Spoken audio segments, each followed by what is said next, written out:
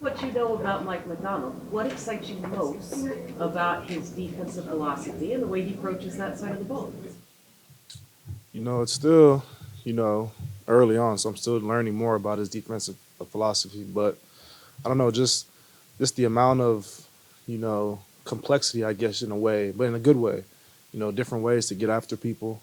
Um, I guess it's just mindset going forward. What he wants done, is very clear, and I like that. How does it fit your skill set? It fits my skill set because it's something that is kind of similar, not to last year's scheme, but in terms of like where I'll what I'll do, what I'll line. I'm an athlete. I pretty much can do anything, and so no matter what system it is, honestly, I can feel like I can do well in it. So his system is just going to elevate me to another level, and I just can't wait to see it. Can you I tell love us it. about your rehab, what it's been like, how it's going? Yeah, it's been a good process. Been rehabbing down in LA with John Meyer. He's also the medical guy for the Los Angeles Clippers. So he's getting me right, and I just can't wait to get back on the field. I'll probably say got a little couple few weeks, and I feel like I'll be ready to get back to ball.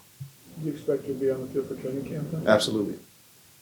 How hard was that? I guess it's obvious, but how hard was it kind of missing, the last 11 games of the season last year? Yeah, it wasn't good.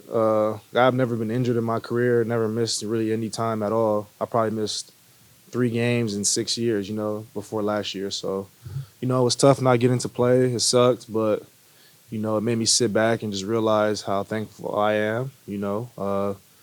To become this far without having any serious injuries other than that. So, just being able to give my body a rest, I guess mentally, take some time away from the game and really appreciate it more. It's been great.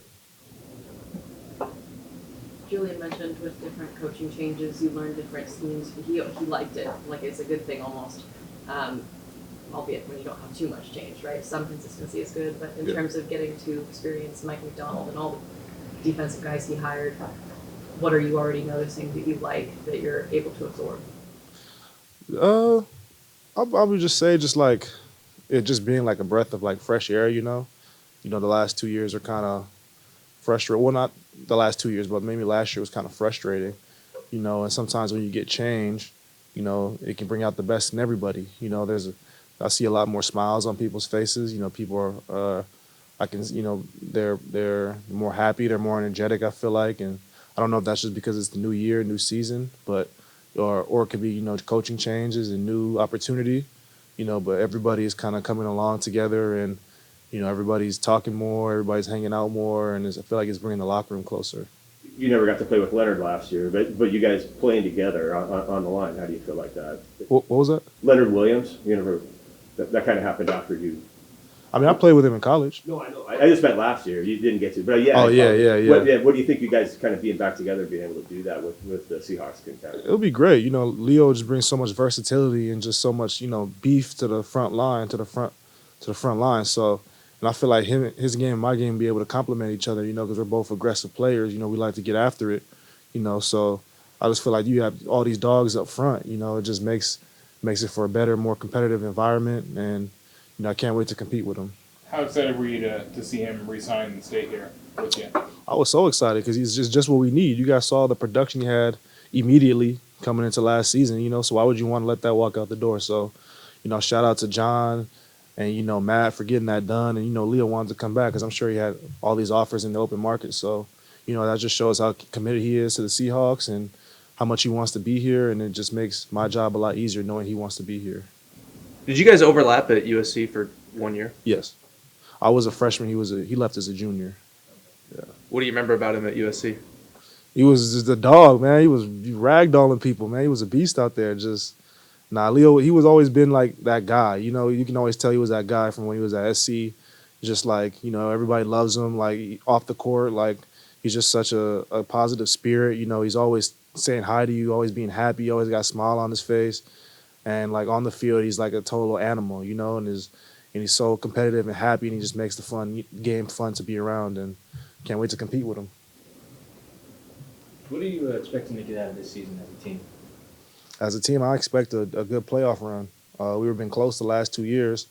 I feel like it's time to really get over that hump. We've got all the players.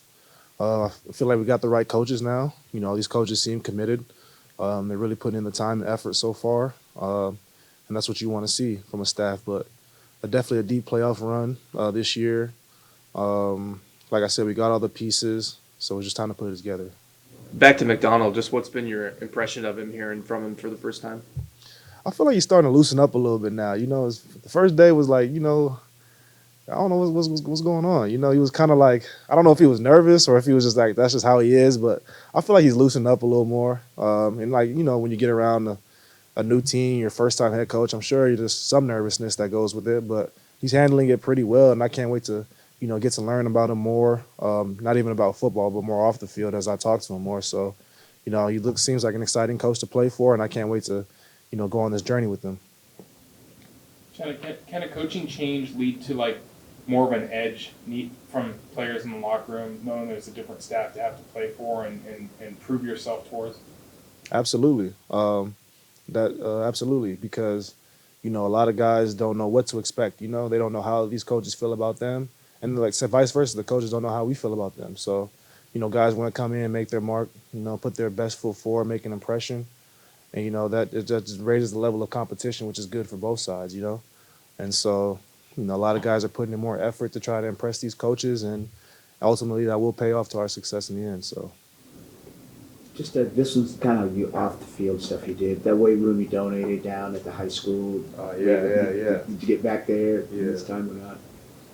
Were you back there and see the weight room that? So I haven't got back there to see it yet. I'm sure it's a long process. I'll probably be done before football season. So maybe during after OTAs, I'll go down there in June. I'm supposed to actually go back and speak at my high school graduation, so I'm excited for that. So maybe by then, I think that's when they will announce it, cut the ribbon, and all that stuff to the new gym that they're building in there. So I'm excited for that. How important is that giving back for you? I know it seems like you did some NIL stuff with USC as well. How important is that for you just to give back? It means a lot, because when I was growing in high school, like we had like a lot of players go off, but none actually like came back and like were impacting, I guess, the team in a way. So any way I could do that, I feel like it's my duty to, try to give back to the place that gave to me, So any way I can help, I'm there for. And what way to start than where I grew up, which was the football, the education, the sports, So supplying them with a full-time medical staff and a new gym, or not a new gym, but a new like training room to where they can, get taped before games or like get a massage or like, little things like that I didn't have, to make them better players and better athletes is rewarding. Get back to Africa, or any plans to do that? Because I know that's something. In Africa? Yes. Oh, I've done a lot of stuff in there, especially with my dad's village. There was a huge erosion that kind of like destroyed a whole road. So there was a main road to get from like the city to the village. And so I'm working on rebuilding that right now. I was able to help fund the government out there in the village because it was a problem with the electricity. There was no electricity for like months. And, the people couldn't afford to turn on the electricity. So I helped fund that. So now they have electricity in the village. And they're very grateful, just being there. You see how they, struggle, had to live. It's not the best conditions. So anything that you do for them they're very grateful for it. And it just makes you appreciate life that you have here in the U.S. and how fortunate we are to grow up in this type of environment. NFL is doing a lot more in Africa. You went on that trip, and how important is that for the players now? You don't speak for them, but for yourself, just to help the rest. I think it's great what the NFL is doing with Africa because there's a lot of talent in Africa. As you can see in the draft, there's all these names that you guys can never pronounce, right? Like, where are these guys coming from? They're all in Nigeria. They're all in Ghana. They're all in, South Africa. So, and I feel like there's just a lot of talent out there that, the NFL is really, shout out to OC Umanura for, starting all this. He's really tapping into the talent in Nigeria and Africa, so to get more exposure, and he's doing the right thing. The village you mentioned, is that in Nigeria? Yeah. It's called Umuaha Abia State. It's my dad's village where he grew up. His compound. Still have family back there, uncles, cousins, and all that stuff still there. So, yeah, still going strong. He moved to the States? I want to say my dad moved in like 90, 92, 90, 93, 1993, something like that. Yeah. his older sisters had moved here first, and then they were all able to bring him here, and then my mom moved out here a couple years later, and then started life. Thank you.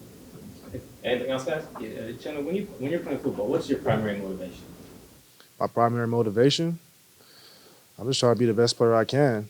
You know, I feel like I played long enough to where, you know, I'm able to financially support the people I care about, you know, so it's just this, I know that part of my chapter is, you know, been taken care of. So now it's just trying to be the best player I can, and stay as healthy as possible, you know, because you see a lot of guys go out and, you know, it's not on their terms, you know, so I want to be able to go out on my terms and just be the best player I can. Thanks, man. Thank you.